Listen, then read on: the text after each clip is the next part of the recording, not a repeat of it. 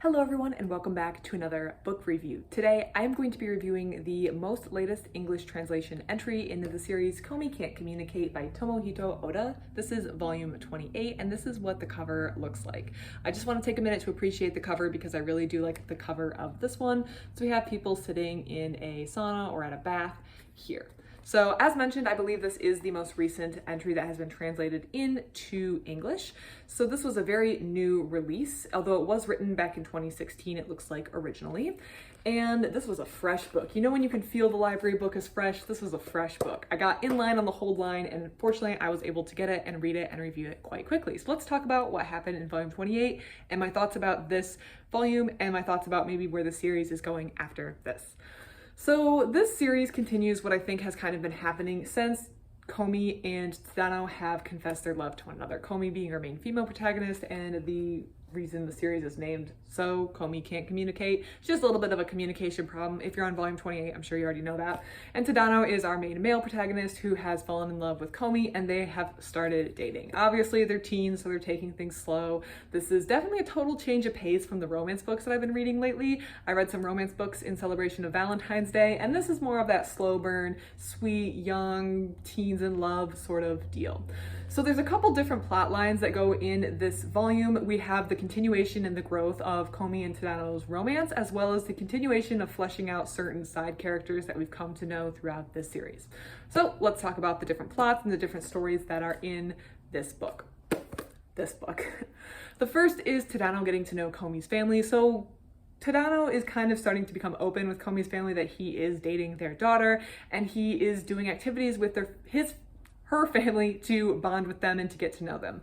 The front of the book actually is a little confusing because I feel like I don't think Komi and Manbagi and all these people went to the baths, but Tadano wound up going with Komi's father and brother to the baths together for like a day of manly bonding or whatever. So Tadano is coming over to Komi's house more frequently. There's another scene where he goes over to do homework studying with them, and he's being open about the fact that he's dating their daughter at this point, which Komi's mom is very excited about. She had her own teenage love story which wound up leading to her being married to, excuse me, Komi's father. So she's very happy for her daughter, especially not just for the fact that he is dating Komi, but the fact that Tadano was also Komi's first friend. So Tadano made the point to reach out to her daughter when her daughter was struggling in school socially, at least a little bit. Even if everyone around her couldn't see it, she wanted to make friends, and Komi's mother is happy that Tadano was the one who made the first move to be the first friend for Komi way back in volume 1 of this series. The second plot, which is actually, in my opinion, probably my favorite part of this series, or the second plot that I'm going to talk about is what I should say. And I'm just going to show you a page from it.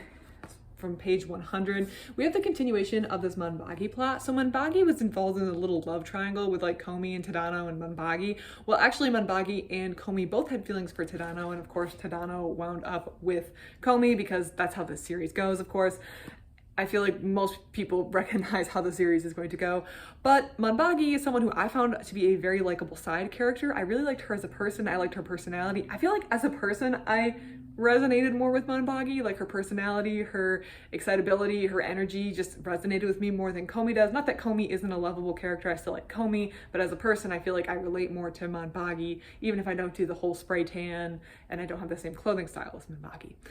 Manbagi is someone who I just want to find happiness and love. I want her to find happiness and love. And this may come in the form of a boy named Wakai. Wakai is a soccer player at the school. So Wakai is someone who's good at soccer and not very good at talking to girls. And Manbagi has been cheering, at least I believe it's been going on for a while. There's some cheering going on.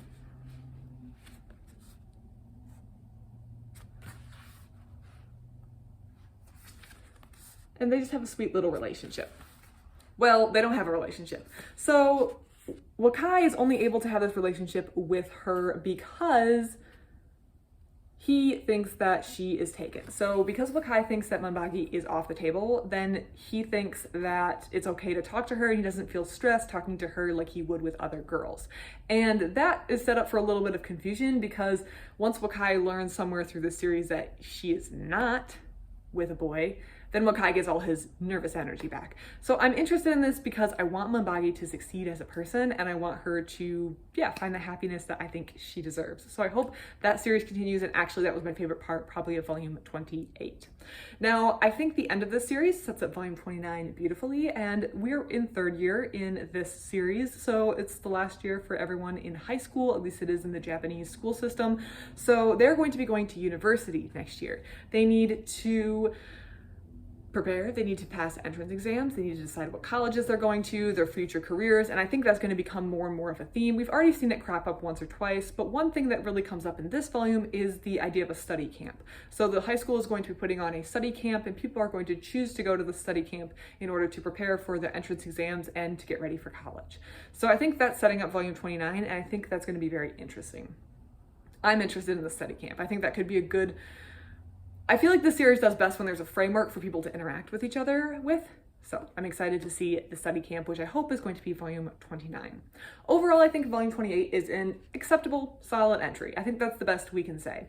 I think it's not the best entry in the series overall, but I also don't think it's the worst entry in the series overall. So I think I feel like after Komi and Tadano confessed their relationship, then there was a little bit of a rocky moment where the author had to kind of be like, okay, what are we doing now? What are we doing next? Because that had been such a big plot point in the series.